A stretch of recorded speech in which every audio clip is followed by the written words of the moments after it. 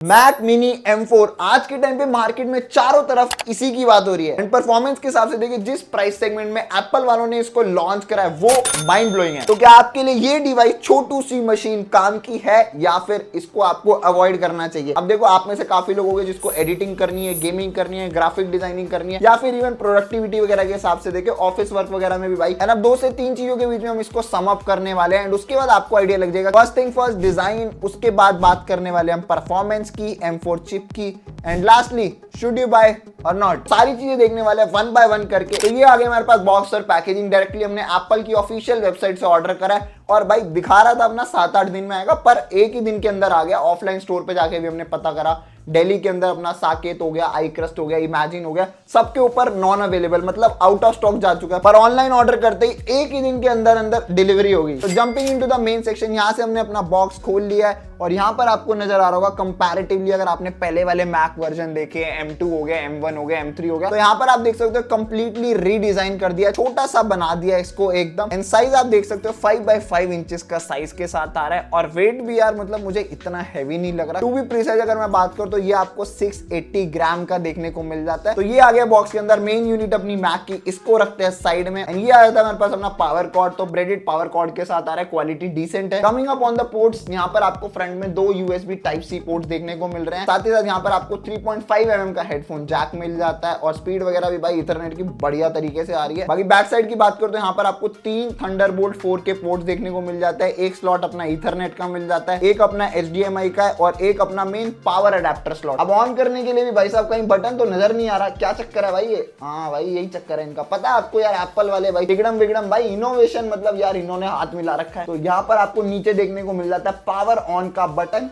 तो सिंपली है भाई, अगर आप उंगली से अपना ऑन करने की सोचोगे रखे को तो नहीं हो पाएगा ऑन। यहाँ पर आपको भाई हल्का सा उठाना पड़ेगा और उसके बाद ही ऑन हो पाएगा। तो इतना बड़ा कंट्रोवर्शियल टॉपिक भी नहीं है, पर एप्पल का भाई आपको पता है मैजिक माउस के अंदर भी यही था। अब चार्ज करते हुए आपको माउस भी यूज करना तो भाई कैसे करोगे? तो वही चीज अपना भाई इन्होंने मैक के अंदर कर दिया। पोर्ट को भाई साहब बटन को अपना नीचे दे दिया पावर ऑन वाले को, क्योंकि पूरे दिन तो भाई साहब आप बार बार ऑन तो ऑन ऑफ करोगे नहीं, एक ही बार ऑन करोगे तो इतना तो चलता है। थोड़ा बहुत डिजाइन भी होना चाहिए, इनोवेशन मतलब यार एप्पल। तो ओवरव्यू उसका बहुत देख लिया, अब डायरेक्टली चलते हैं सीधा भाई साहब इसको सेटअप करते हैं, प्लेस करते हैं, देखते हैं कितनी कैसे जगह ले रहा है और उसके बाद एडिटिंग गेमिंग सब कुछ टेस्ट करने वाले हैं। आ जाओ भाई साहब, लेट्स गो। तो यहाँ पर आप देख सकते हो ये मैं अपना ले आऊं अपना डेस्क के ऊपर और भाई क्लियरली आपको दिख रहा होगा कितना कम जगह ले रहा है। अभी तो वीडियो पर्पस रिव्यू के हिसाब से ऊपर आपको मैं डेस्क के ऊपर रख के दिखा रहा हूँ, बाकी भाई वीडियो के होने के बाद पक्का भाई मैं इसको अपना कवर करने वाला हूँ कहीं नीचे, छोटी सी जगह में भाई फिट हो जाएगा और बढ़िया चलेगा। एंड साइज का आप इससे भी अंदाजा लगा सकते हो। नॉर्मली मैं अपने भाई साहब पॉकेट के अंदर डाल रहा हूँ तो लेफ्ट से निकालोगे राइट से निकल जाएगा, इतना छोटा है। तो थोड़ा सा अलर्ट भी रहना पड़ेगा अगर भाई कहीं पे पोर्ट करके लेके जा रहे हो, एक सिटी से दूसरी सिटी में शिफ्ट हो रहे हो, नॉर्मल बैग वैग में रख रखा है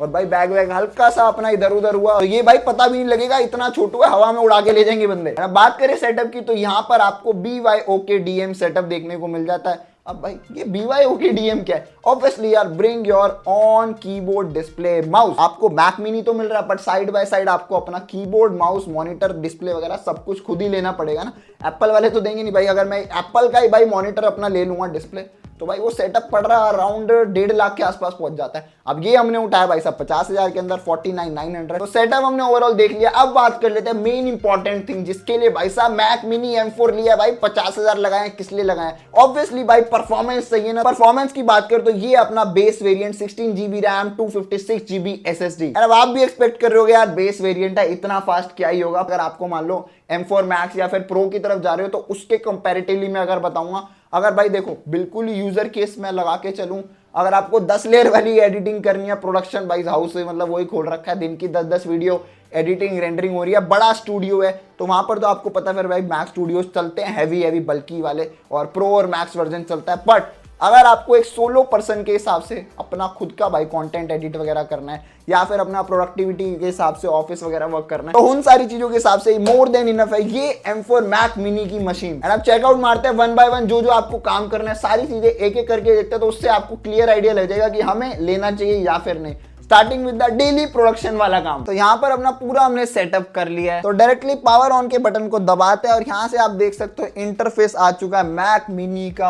अब यहाँ पे थोड़ा सा अपना सेटअप वेटअप करना, नमस्ते वमस्ते भाई साहब अलग अलग लैंग्वेज में जैसा अपना आईफोन के अंदर भी होता है, वो सारी चीज आपको देखने को मिल रही होंगी। अब आईफोन से याद आया तो भाई आप साइज का इससे भी अंदाजा लगा सकते हो। ये देखो, ये है मेरे पास आईफोन 13 और ये अपना भाई मैक मिनी M4। भाई आईफोन के साइज से भी छोटा है भाई 13 वाले से। तो हाँ, ये चीज आप देख सकते हो। बाकी यहाँ पर हमने ऑन कर दिया। अब ये माउस वाउस का सेटअप मांग रहा है, इसको भी प्रोसीड करते हैं। आपको नजर आ जाएगा light theme, dark theme, auto theme.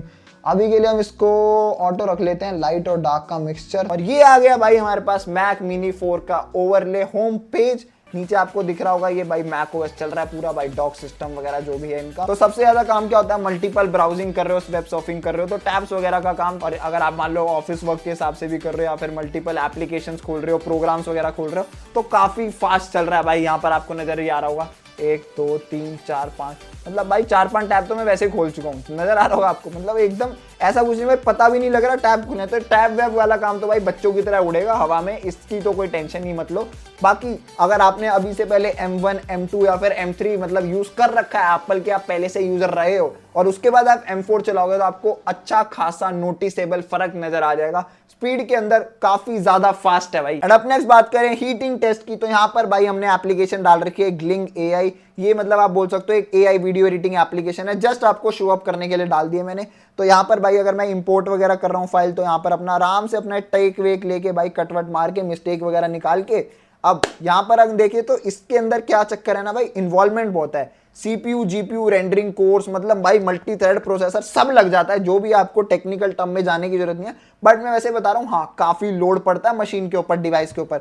तो इस सिचुएशन में आपका हल्का फुल्का हीटअप हो सकता है, इतना ज्यादा भी नहीं है, हल्का फुल्का लाइट अगर मैं बात करूं। बाकी फैन वैन की नॉइज भी इतनी ज्यादा नहीं आ रही जितनी भाई साहब आपको कंपैरेटिवली, आपने देखा होगा भाई गेमिंग लैपटॉप तो भाई फटफुट आ जाता है ऐसा लगता है। और पीसीज के अंदर भी फैन भाई काफी हद तक तेज घूमता है, तो अगर आप साइड में बैठ के चला रहे हो तो आवाज आती है। बट लैपटॉप और पीसी के कंपैरिजन में भाई यहाँ पर अपना भाई फैन भी चल रहा है, नॉइज भी बिल्कुल ही मिनिमल आ रही है, पता भी नहीं लग रहा। क्यों? क्योंकि नीचे आप देख सकते हैं यहाँ पर आपको पूरी कूलिंग वेंटिलेशन देखने को मिल जाती है, जिससे कि आपका भाई एकदम प्रोसेसर बढ़िया तरीके से काम कर रहा है। और मैं भाई रिकमेंड ये करूंगा, इसको हल्का सा हाइट एडजस्ट पे रख सकते हो तो वो भी बेटर है, जिससे कि आपकी कूलिंग और वेंटिलेशन और बेटर हो जाएगी एज कंपेयर टू अगर आप डायरेक्ट सरफेस पे रख देते हो तो वहां पर हल्का फुल्का हीटअप होना तो भाई नॉर्मल चीज है। ऑलराइट, तो यहाँ पर हमने हीटिंग टेस्ट भी देख लिया। अब बात कर लेते हैं भाई मेन गेमिंग की। अब गेमिंग के हिसाब से मैं यही बोलूंगा, इतना ज्यादा भाई गेमिंग प्रेफरेबल नहीं है, बट ये बात जरूर है कि एप्पल धीरे धीरे इंप्रूव कर रहा है अपना रे ट्रेसिंग वगैरह भी इस बार तो भाई अच्छा खासा कर दिया है। तो हाँ, धीरे धीरे अपग्रेड हो जाएंगी चीजें। बाकी GT5 वगैरह खेलनी है तो वो भी आपकी 60 FPS के ऊपर तो भाई आराम से चल जाएगी, इतना कुछ लोड नहीं है। तो अगर आपके पास भी स्टीम का सपोर्ट है तो डायरेक्टली भाई इजीली सारी गेम डाउनलोड करके आप इंजॉय कर सकते हो। बट कंपैरेटिवली मैं स्टिल ये बोलूंगा, ये आपका प्रोडक्टिविटी बीस्ट है rather than a gaming machine.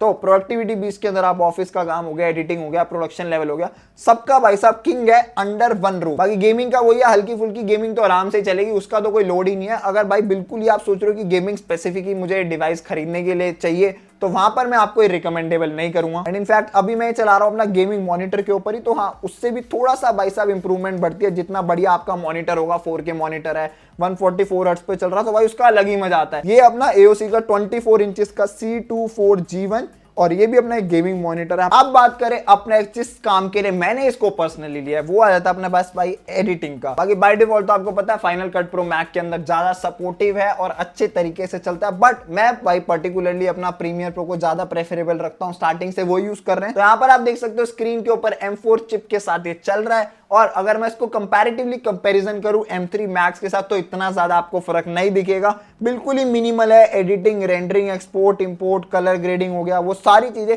पता भी नहीं लग रही, एकदम ही सेम है। तो एडिटिंग के हिसाब से तो मैं बोल सकता हूं it's a already professional device. जब भी आपको भाई खरीदने की सोच रहे हो तो हाँ रेडी टू गो ऑप्शन है, पैसे भी बचेंगे, वीडियो क्रिएशन भी बढ़िया हो जाएगी। तो वो सारी चीजों को देखें तो हाँ वन ऑफ द फाइनेस्ट आप बोल सकते हो अभी के हिसाब से। एंड सिचुएशंस बहुत रेयर होती है जहां पर कभी कभार लैग होता है या फिर आप बोल सकते हो हैंग वर्ड तो गलत हो गया भाई यूज करना है यहाँ पर, हैंग तो इतना नहीं होता, बाकी लैग वगैरह आप बोल सकते हो रेंडरिंग वगैरह में हो जाता है स्पीड में। एंड वो चीज भी मैं आपको कंपैरेटिवली बता रहा हूँ M3 Max के, जिसके अंदर आपको पता है जीपीयू और सीपीयू CUDA कोर्स वगैरह बहुत ज्यादा है। लाइक आपकी M3 Max के अंदर 2 से 3 मिनट अगर रेंडरिंग में लग रही है तो वहीं पर आपका M4 के अंदर 4-5 मिनट लग जाएंगे, 2-4 मिनट का फर्क होगा। इससे ऊपर मतलब ये थोड़ी है भाई 1 घंटे का ही टाइम बढ़ गया, ऐसा कुछ नहीं होगा। कहीं ना कहीं तो भाई साहब अटक रहा होगा ना कहीं तो नेगेटिव्स होंगे। तो देखो सबसे पहली चीज मुझे इसका भाई स्पीकर पर्सनली इतना अच्छा नहीं लगा, इतनी अच्छी वॉल्यूम नहीं है स्पीकर की, मतलब यार एक्सपेक्टेड था ये, but still M2 Max studio के जो स्पीकर है उसके कंपैरेटिवली अभी भी काफी अच्छा चल रहा है। इतना ज्यादा लाउड नहीं है पर काम चला हुआ है, ठीक है चल जाएगा। सेकंड थिंग जो मुझे इसकी थोड़ी सी डाउन साइड लगी वो था भाई साहब इसकी पावर बटन का प्लेसमेंट। अब भाई काफी लोगों को इस चीज से फर्क नहीं भी पड़ता, मुझे भी इतना पर्सनली सच्ची बताऊं तो भाई नहीं फर्क पड़ता। बाकी हाँ थोड़ा सा तिगड़म विगड़म लगा दिया, मतलब हाँ यार ऑन करने के लिए उंगली डालनी पड़ेगी भाई, मतलब उठा के ऑन करना पड़ेगा, उंगली क्या डालनी पड़ेगी, तो उस हिसाब से देखा है तो। पर हाँ वही वाली बात है, एक बार ही ऑन करना है, बार बार तो आप ऑन करोगे नहीं, पूरे दिन तो भाई ऑन ऑफ करोगे नहीं। ठीक है यूनिक चीज है, चल जाता है, पर हाँ काफी लोगों को भाई ट्रोलिंग रोलिंग करते हैं तो ये अपना एक डाउन साइड में जा सकता है। एंड लास्टली बात करूं तो भाई हैवी ग्राफिक्स टेम्पलेट्स वगैरह के अंदर हल्का फुल्का स्लो डाउन हो सकता है, हल्का फुल्का हीटअप हो सकता है। इंडिया में बात करूं तो भाई कैसे एग्जांपल दे, ध्रुव राठी की वीडियो लगा लो, उसमें मतलब यार इन्वॉल्वमेंट काफी ज्यादा होती है, आफ्टर इफेक्ट्स की, ग्राफिक्स की, टेम्पलेट वगैरह, मतलब यार चीजें भर भर के चलती हैं। या फिर अपना बाहर के अगर के हिसाब से देखे तो मिस्टर हुज द बॉस लगा लो, तो इनकी भाई एडिटिंग के अंदर कॉम्प्लेक्सिटी बहुत ज्यादा होती है। तो कंक्लूजन की बात करें, फाइनल वर्डिक्ट क्या, आपको ये लेना चाहिए या फिर नहीं लेना चाहिए, तो देखो ये अपना base model 16GB RAM 256GB SSD 49,900 में स्टूडेंट डिस्काउंट पे उठाया, जबरदस्त डील है, स्टील डील में अभी भी इसको बोल सकता हूं। बाकी अगर आपको लग रहा है 256GB आपके लिए सफिशिएंट नहीं है, इनफ नहीं है, तो वहां पर भी आप एक्सटर्नल स्टोरेज के साथ जा सकते हो। एंड अगर एप्पल के ऑथराइज से ही जाओगे तो वहां पर तो भाई आपको पता है $200 आपको एडिशनल देने पड़ेंगे, तो अराउंड 16,000 आप मान सकते हो। तो 65,000 में आपको 512GB मिल जाएगा, और 1 TB चाहिए तो भाई $400 एक्स्ट्रा देने पड़ेंगे, 30-35,000 के अराउंड। अगर देखो लॉन्ग टर्म के हिसाब से देखो तो जरूरत पड़ सकती है। बाकी SSD के हिसाब से देखो तो इतनी ज्यादा टेंशन लेने की जरूरत नहीं, आप अपना एक्सटर्नल भाई साहब यूज कर सकते हो स्टोरेज वगैरह लगा के, या आपको पता है अपना थंडरबोल्ट 2 भाई, ये सारी अपनी भाई साहब इसमें USB वगैरह लग जाती है, तो एक्सटर्नल अपना SSD लगा सकते हो, या फिर अपना कार्ड रीडर वगैरह लगाना है तो भाई ये अपना एक डॉक खरीद सकते हो, उससे अपना सारा काम हो जाएगा। तो ये था अपना complete overall review of M4 Max Mini। Comment box में जरूर बताना आप क्या लेने की सोच रहे हो, नहीं लेने की सोच रहे हो। Do it the thumbs up and till then bye bye।